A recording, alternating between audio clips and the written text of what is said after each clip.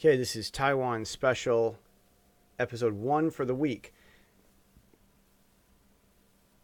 China has been some strange stuff developed this week with China. Um, this executive from Huawei, I think it's Huawei. I think it's how they pronounce it in Chinese. It's a company that makes phones. Supposedly they make, like, they're right behind Samsung as far as a phone company. And by the way, I don't know if you know this or not. If you really want a good phone, you need to go Samsung. And I've recently signed on to the Samsung cult.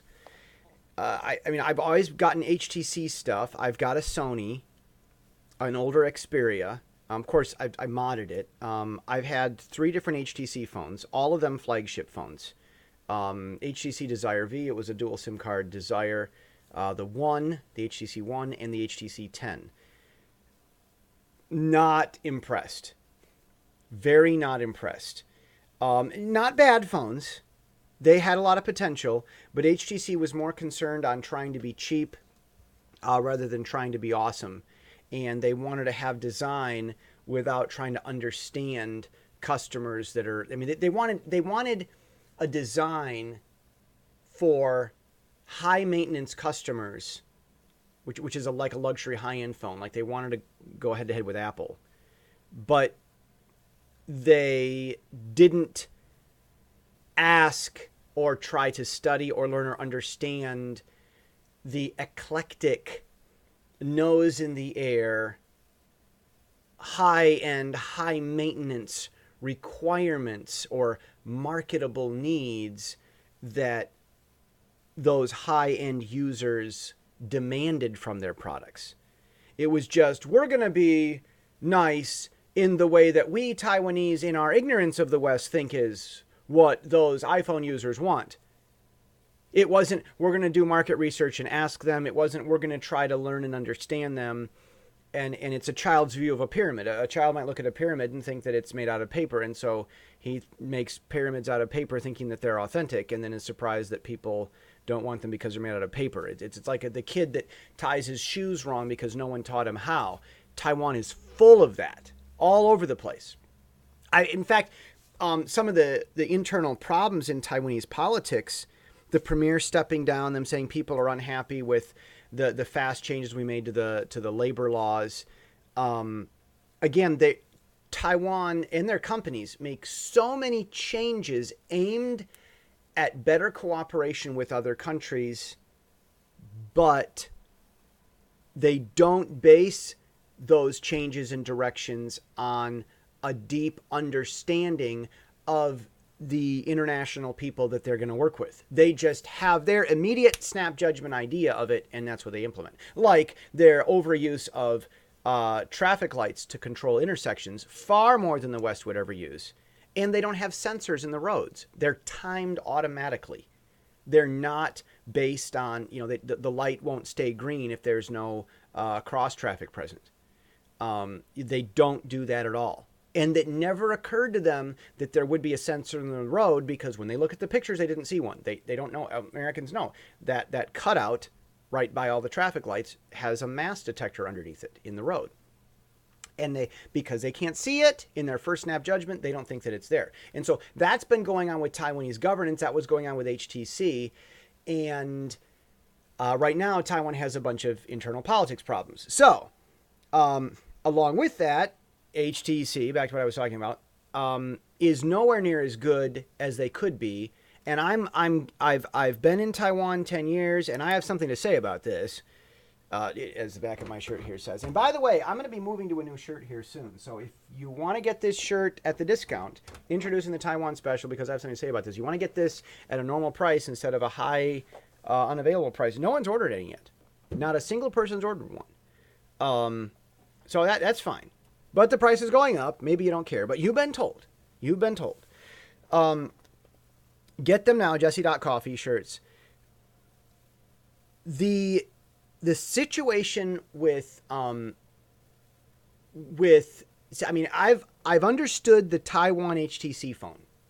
While I was here, I wanted to use it and hear what people in Taiwan were saying about it. I've had an Asus phone, is a Zenfone 5, I believe. Not bad, but had some issues, big issues. I have an Asus tablet, not bad, but it's got some issues. And I've had a Sony. Sony loves Sony. But I've decided that really the best phone is going to be Samsung. Samsung tweaks Android, but doesn't totally fall in love with themselves. And Samsung also, their Galaxy phones are able to run Ubuntu.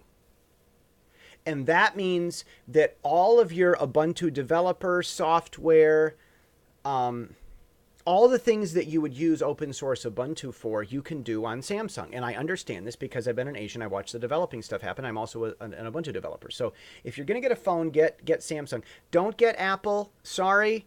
The problem with Apple is that their software is closed. They don't let people tweak and modify it.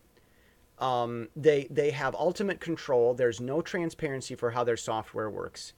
And transparency is the best form of security because you've got 1,000 people, thousands, millions of people looking at your software code because they're going to use it themselves.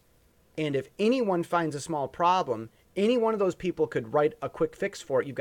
Everyone becomes a watchdog. Everyone becomes a developer.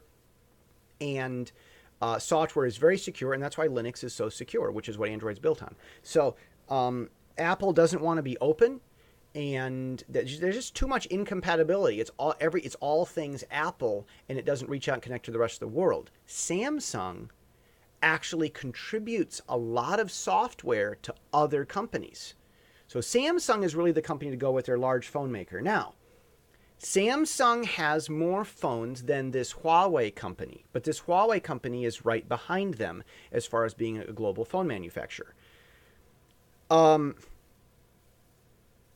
With Canada having arrested the daughter of the founder or something, she's an executive is the thing, over Huawei supposedly creating a Hong Kong puppet company so they could sell stuff to Iran, which is illegal for China to do, or it relates to sanctions or something.